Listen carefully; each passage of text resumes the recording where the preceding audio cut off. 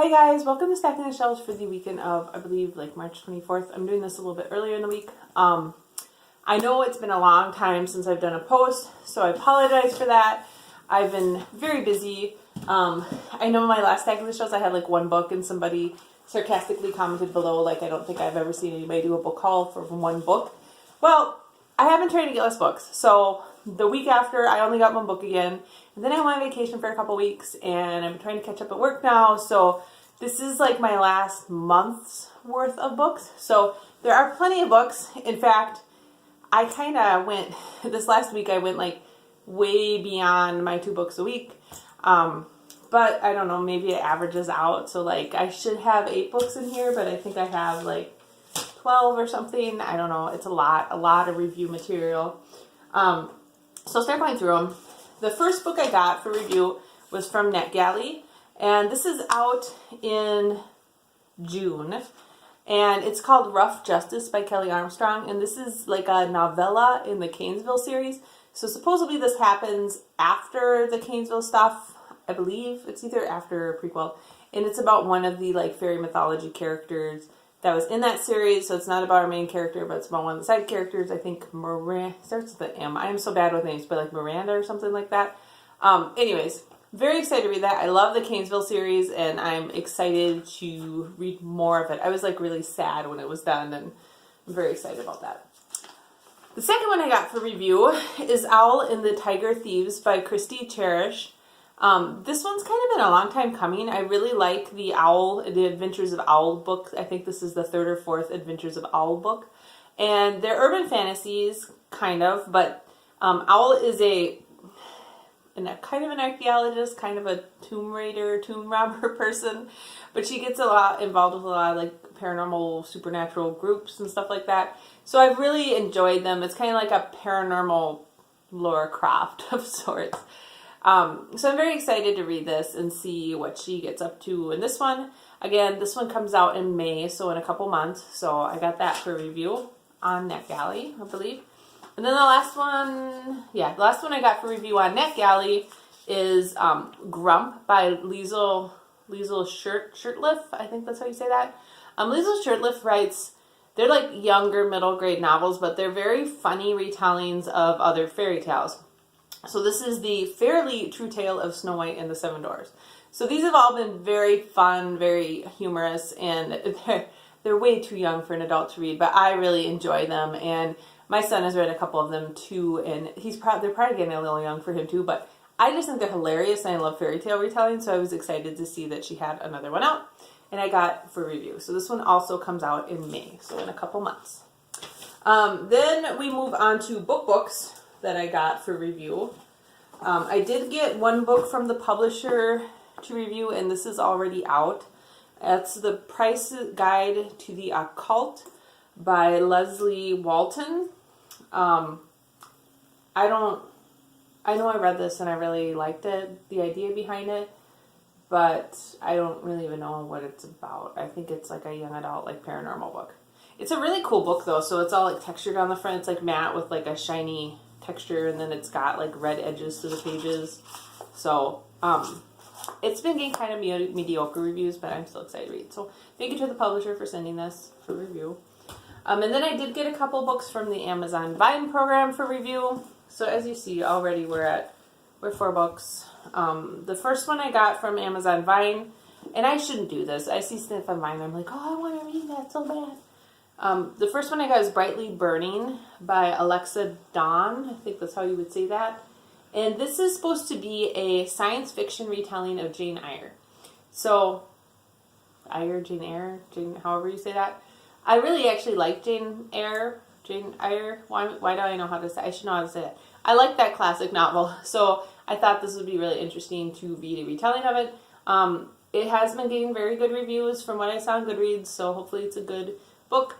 This comes out in May as well. So I have a lot of review books here that come out in May. I tend to read the review books a month before they come out, so that my review posts, for like the ones that come out in May, my reviews will post in April. So I'll be reading these all fairly soon. The last one I got from Amazon Vine was The City of Lost Fortunes by Brian Camp. This is, I don't know a ton about this, but I do know it's like after Katrina. It's set after Katrina in New Orleans, and it involves a whole bunch of supernatural stuff and magic and monsters and all that. It sounded good. It's been getting very good reviews, and it comes out April 17th. So I'll actually probably be reading this one either this week or next week so that I can make sure the review comes out before it releases. So, yeah. I'm excited to read that too. So, in total, I ended up getting, how many? 6 books for review. And now we'll move on to the other ones. So, I did buy an audiobook, and that is the 4th book in the Heartstriker series by Rachel Aaron, A Dragon of a Different Color. This has been a really, really, really good, like, urban fantasy series. It's about a guy who can turn into a dragon, and the Heartstrikers is a dragon clan, but set in, like, modern times, and it's just been, it's kind of like modern alternate world, almost maybe slightly science fiction world. It's been really, really good. I just like it. There's a lot of humor in there. The characters are really wonderful. The world's amazing.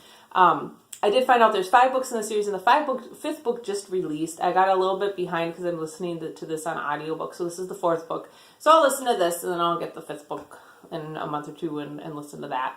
So this will be the next audiobook I'm listening to. Right now I'm listening to A Darkness Brutal, which has actually been pretty good, but it's really, well, it's not really long, but it's kind of long. It's like a 17-hour audiobook or something like that. So I'll listen to this when I'm done with that.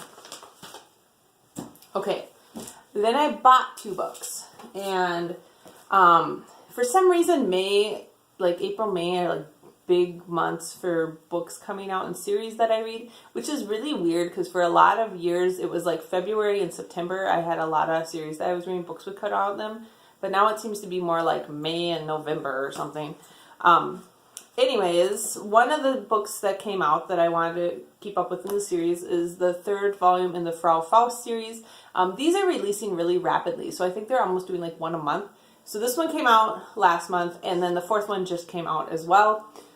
This is a manga that's done by the same person who did The Ancient Magus Bride, and I've really been enjoying it. It's about Faust, who is a woman in this series, and she's trying to find the parts of Mephistopheles, the demon that she sold her soul to. So he's been kind of separated from himself, and it's been really unique and really well done, and I've been enjoying it a lot. So that's the 3rd one that I did buy that. The other one I bought is Hero at the Fall by Alwyn Hamilton. This is the 3rd and final book in the Rebel of the Sand series, which I've really been enjoying. It's a young adult fantasy series set in kind of a Middle Eastern setting. If you're like, I didn't know that was out. Well, it's not out in the U.S. yet. So I've been loving this series. I think I have it back here. And the problem was, so I'll just show you since these are here, and I really like it, is the first book came out like with this kind of a cover, right? And I got it for review. And then the second book, I was all excited because it had kind of like a similar cover, right? We all look the same. Well, they changed the type of cover in the U.S. and it had like this person, like, I don't know, doing something on it. And it did not match at all the first arc that I had with, you know, kind of a more stylized cover. So I went ahead and I bought the second book from Book Depository in the UK so that they would be matchy. And then in the 3rd book, they did the same thing with the U.S. They had the weird cover that I don't like. So I went ahead and I bought this copy off of the Book Depository in the UK. So this is a UK release. I just like the covers better in the UK, and I like that it's a trade paperback instead of a full hardback. It's a little bit cheaper, it's a little bit easier to hold and read, so that's a really long explanation, but this is the one that I got. So, yes, it's not out yet in the US, but it came out in February in the UK. It'll come out in the US, I believe, either the end of March or early April. So, here in the fall, very excited to see how everything wraps up for that book. And then I have one more, and then this is the last one. So, the last one I got is The Heart Forger by Rin Chupeco. I'm so bad with names. I think it's Chupeco. Maybe it's Chupeco. I don't know. And this is the 2nd book in the Bone Witch trilogy. Now, this is another series that has been getting very mixed reviews. She wrote The Girl in the Well and The Suffering, I believe, where we're kind of like 2 like Asian like horror novels, which I really enjoy.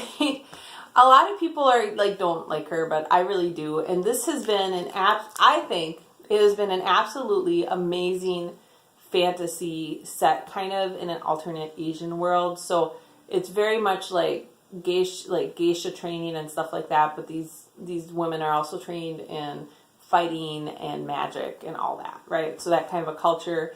And the whole book, like the first book, The Bone Witch, is done in a very unique style. Like you read about her in the present and then about like how she started off on her training and how she got there. And where she is in her training as a relatively positive thinking, innocent young woman is very different from how she has turned out in the present. So there's this huge mystery of like what happened to make her be this horrible, feared bone witch, right? Because she started out relatively normal and hopeful. So this book continues in that kind of format. I already started reading it. I'm about 80 pages into it. But again, it does that same kind of thing. Like it alternates between her taking her monsters and rampaging across the country, which is the present, and back to the past, like the events that happened that led her to become this horrible, supposed monstrous bone witch. So I've been loving it. I think it's very easy to read. It's very well written. It's an incredibly detailed world with very like lush descriptions and interesting characters. So I have been loving it. I know it has gotten mixed reviews from people, but I am just absolutely in love with this series. I think it's just beautiful, it's creative, and I am just loving it. So, enough to be said about that, I guess. So to sum up, I got quite a few books, and this is books for the last 3 to 4 weeks. I got one from the library, so that's 1.